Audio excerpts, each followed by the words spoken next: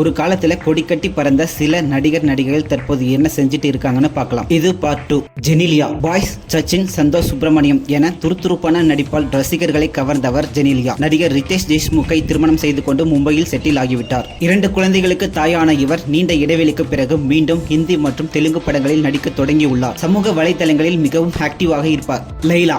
அந்த துருதுருப்பான சிரிப்பிற்காகவே பிதாமகன், தில், தீனா என பல சூப்பர் ஹிட் படங்களை கொடுத்தவர். நீண்ட இடைவெளிக்கு பிறகு 2022 சர்தார் படம் மூலம் மீண்டும் திரைக்கு வந்தார். இப்போது சில வெப் சீரிஸ் மற்றும் படங்களில் குணச்சித்திர வேடங்களில் கவனம் செலுத்தி வருகிறார். லைலா ஈரானைச் சேர்ந்த தொழிலதிபர் மெஹ்ரின் பண்டரி என்பவரை 2006 திருமணம் செய்து கொண்டார். இவர்கள் சுமார் 8 ஆண்டுகள் காதலித்த பிறகு திருமணம் செய்து கொண்டனர். தற்போது இவர்களுக்கு 2 மகன்கள் உள்ளனர். ரீமா சென். மின்னலே செல்லமே படங்களின் மூலம் இளைஞர்களின் இதயத்தை கவர்ந்தவர் ரீமா சென். 1000ல் ஒருவன் படத்தில் மிரட்டலான நடிப்பை வெளிப்படுத்தினார். 2012 தொழிலதிபர் ஷிவ் கரண் சிங்கை திருமணம் செய்து கொண்டு டெல்லியில் செட்டில் ஆகிவிட்டார். தற்போது தனது மகனை வளர்ப்பதிலும் குடும்ப வாழ்க்கையிலும் பிஸியாக இருக்கிறார். சிம்ரன் நடித்த வாலி, துல்லாத மனமும் துள்ளும், ஜோடி, பிரியமானவளே, பஞ்சதந்திரம் என வரிசையாக படங்கள் மெகா ஹிட் அடித்ததால் சிம்ரன் கால்ஷீட் இருந்தால் படம் ஹிட் என்ற நிலை இருந்தது. 90களின் இறுதியில் சிம்ரன் தான் தமிழ் சினிமாவில் முடிசூடா ராணியாக திகழ்ந்தவர். டான்ஸ் மற்றும் ஆக்டிங்கில் இவரை மிஞ்ச ஆளில்லை. சென்ற ஆண்டு இவர் சசிகுமாருடன் நடித்த டூரிஸ்ட் ஃபேமிலி வெற்றிக்கு பிறகு இந்தியில் சன்னி தியோலுடன் கப்ரு